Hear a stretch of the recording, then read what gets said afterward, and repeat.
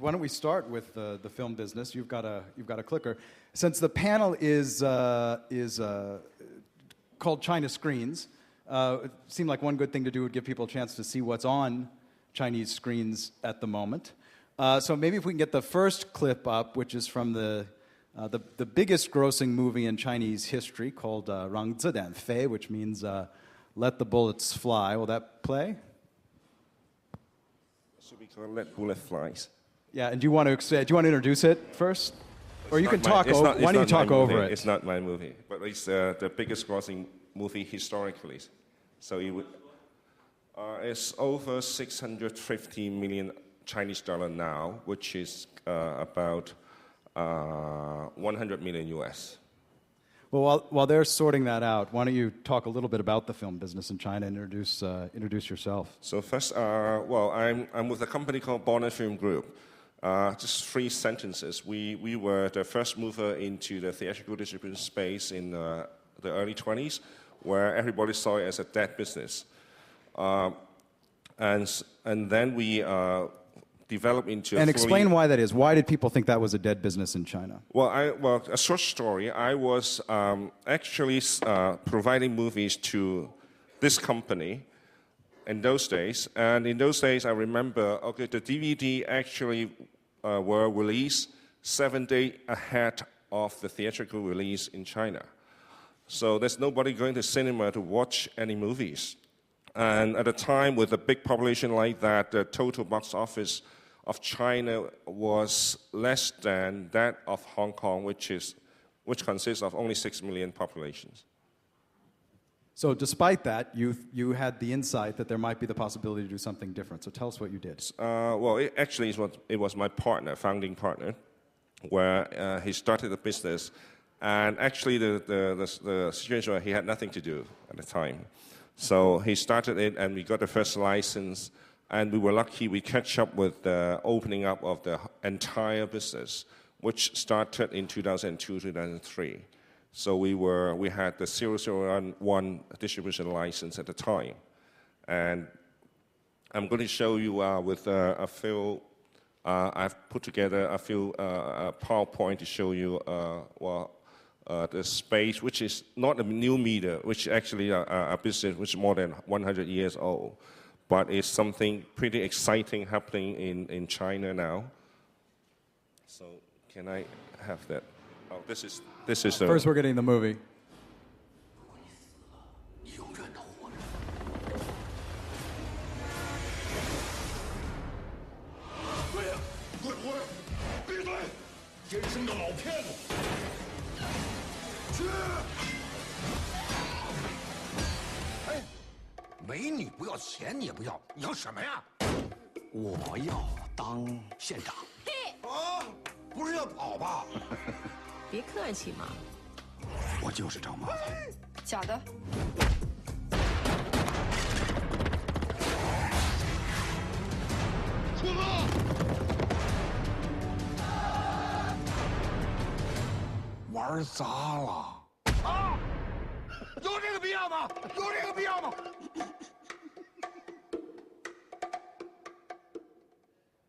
Now, before this opened, did you have any sense that this had the possibility to be the biggest grossing movie? We claim ourselves to be the largest theatrical distributor in China, but we literally passively passed this film.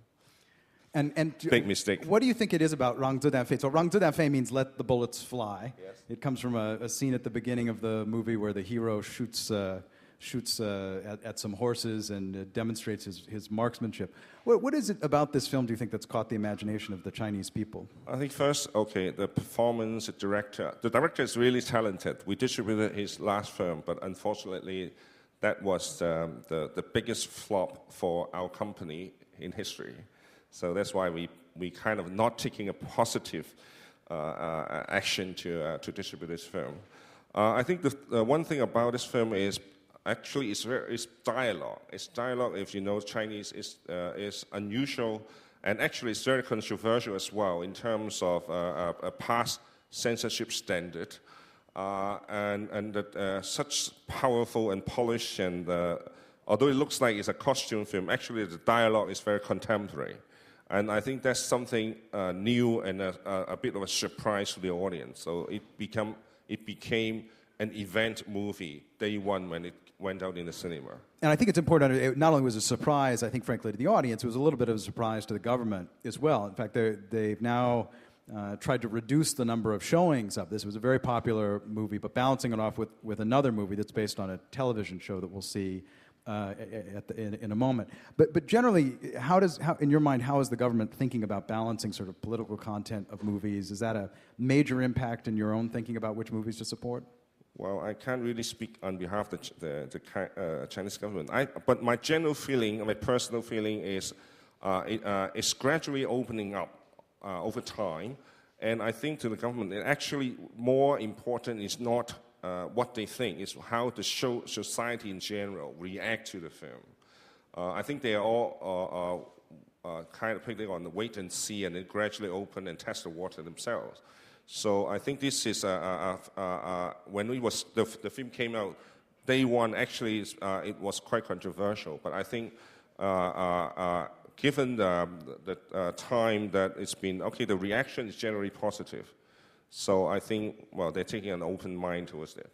So that all, I think, sets up a good transition into your talking about the business generally, and maybe a kind of an interesting observation about China, which is the country does have a tremendous ability to surprise people. That people would have thought 10 years ago there was no business for theatrical release in China, that everybody was just watching things on DVDs.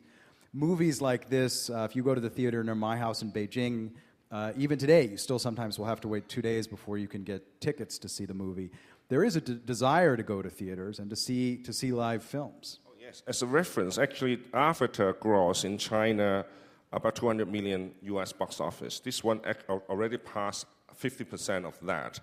And Avatar was actually in China box office is the second highest grossing in the world, next to the US. Yeah, so I think it's one thing, we have a lot of these myths about China. One is, everybody just would prefer to watch these things on DVD at their home. I'll prepare a few slides. Yeah. Okay, I'm sure it works. Where should I point? No? This is the dating show, actually.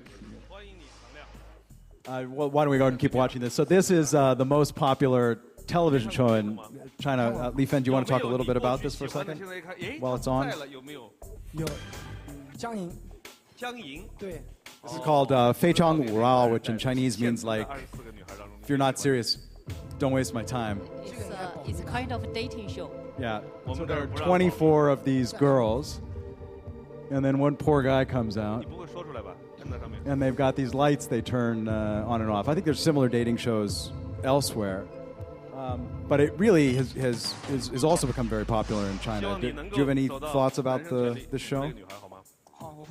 I just see once this show, but I know this show is a copy from the England. I don't want to talk about this show because and the previous session and Kai Fu was asked by a copy to China, something like that. That means Chinese people has no any innovation, cannot create something originally. So it's a kind of, I feel not so good to talking about this show because so many people talk about that Chinese people copy exactly from the England. All right, well, we'll come back to this and talk about it. Why don't we go on with the film presentation since Lifen doesn't want to talk about this. Can we get the slides?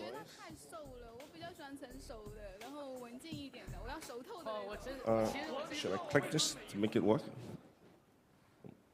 No. Okay. Well, I put together some figures. Actually, this is based on the only available independent research house called N Group, based out of China. We put together all these figures. Actually, you can see the growing of the total revenue over time from 2008 to 2012, which is a forecast, is over 35%, which is unprecedented. And of all the components, actually, it's interesting to see, actually, it's the box office receipts driving the growth.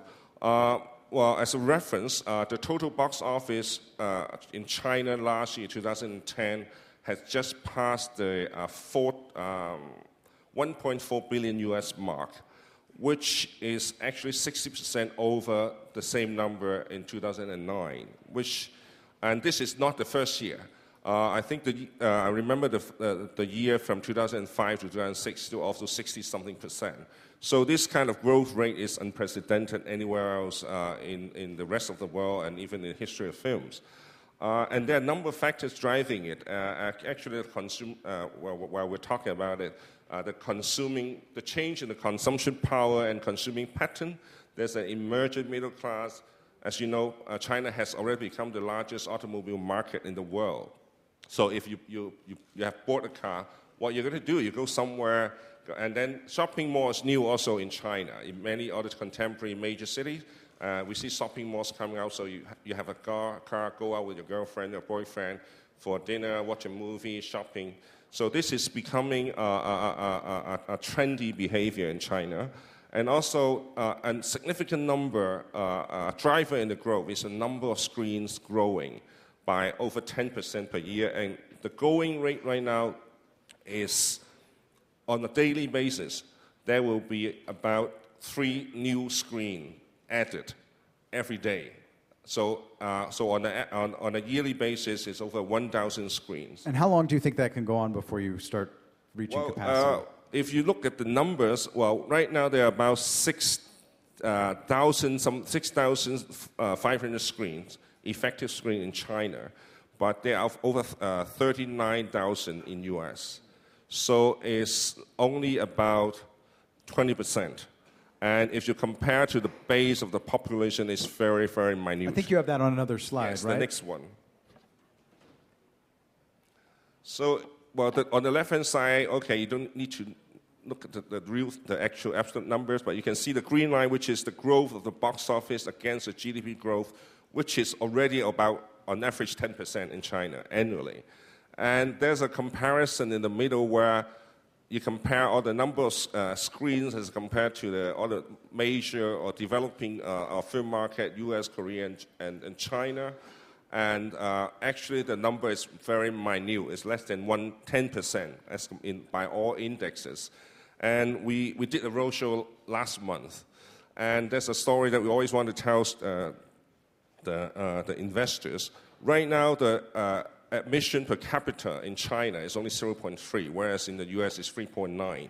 So assuming every Chinese go to see a movie once every year, the box office will triple.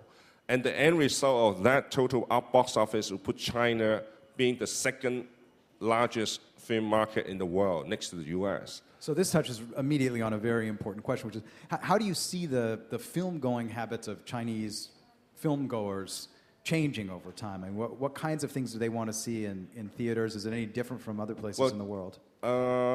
First, okay, well, they all go to see what they call big blockbusters, defined in a more like Chinese sense. Generally, it means films with high production values, which, of course, Avatar is the highest-grossing non-Chinese film in China historically. It used to be Titanic. And Inception did very well, all the US blockbusters. And something which is unique in China, I guess, is contemporary romantic comedy, which is, in a way, defining or mirrors the emerging of the middle class in China. And what is unique, if you watch, we haven't had any clips here, unique in the Chinese romantic comedy these days is you see an unprecedented number of advertisers in the films, if you have watched it. Meaning a lot of product placement. Placements. Yes. Well, in fact, this is a very good way, I think, naturally to move to the television screen, which is the place we traditionally think of going to for advertising messages. Wang Lifen, can you give us a sense in the last few years of how the Chinese television landscape has changed? Oh, that's a big question.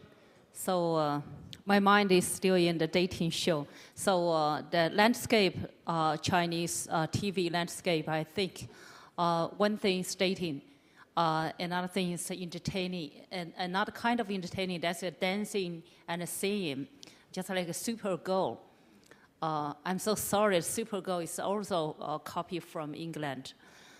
So, but 达人秀 is in Dragon TV, 东方卫视, they do pay the intellectual property to England. So that is good.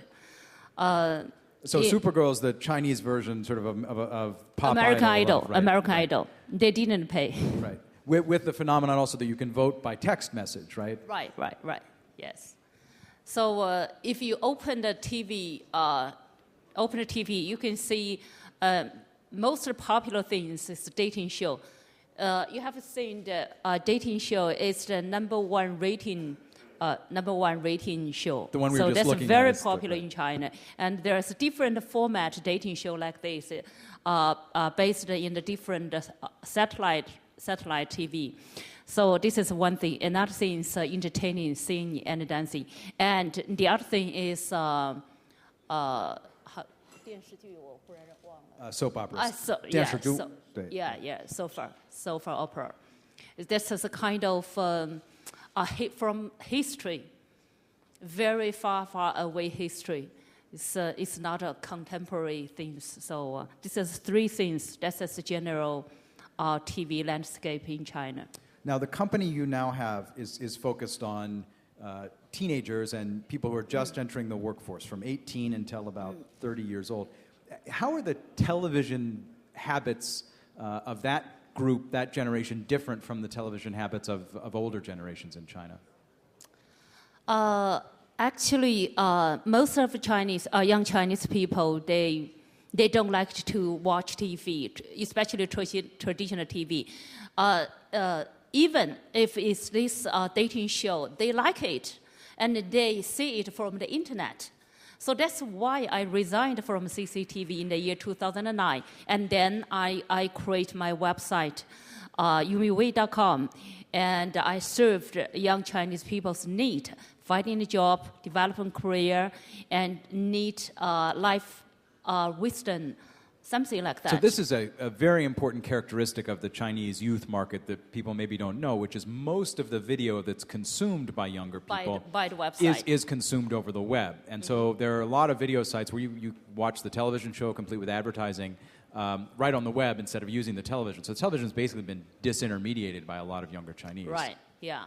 You're very well known, or you're very familiar with the Chinese situation. Actually, Joshua based in Beijing mostly.